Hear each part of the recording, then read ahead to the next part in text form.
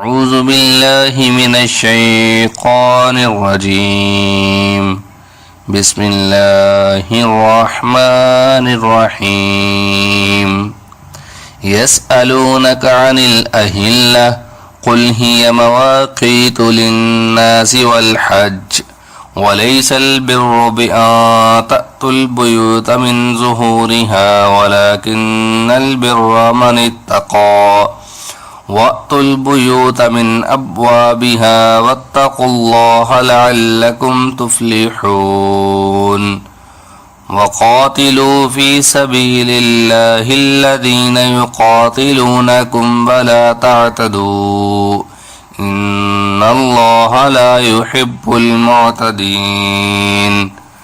واقتلوهم حيث ثقفتموهم وأخرجوهم من حيث أخرجوكم والفتنة أشد من القتل ولا تقاتلوهم عند المسجد الحرام حتى يقاتلوكم فيه فإن قاتلوكم فاقتلوهم كذلك جزاء الكافرين. فإن انتهوا فإن الله غفور رحيم. وقاتلوهم حتى لا تكون فتنة ويكون الدين لله فإن انتهوا فلا عدوان إلا على الظالمين.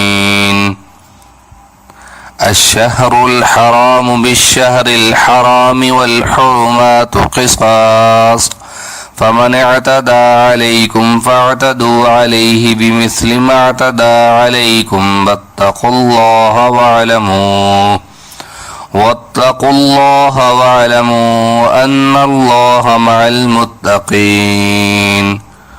وأنفقوا في سبيل الله ولا تلقوا بأيديكم إلى التهلكة وأحسنوا إن الله يحب المحسنين.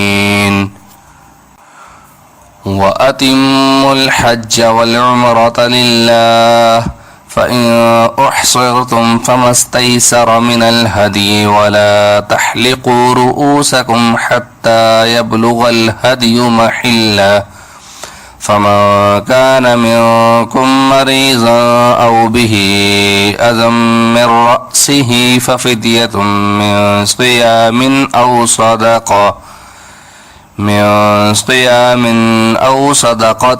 أو نسك فإذا أمنتم فمن تمتع بالعمرة إلى الحج فما استيسر من الهدي فمن لم يجد فصيام 3 أيام في الحج و7 إذا رجعتم تلك 10 كاملة ذلك لمن لم يكن أهله حاضر المسجد الحرام واتقوا الله واعلموا أن الله شديد العقاب.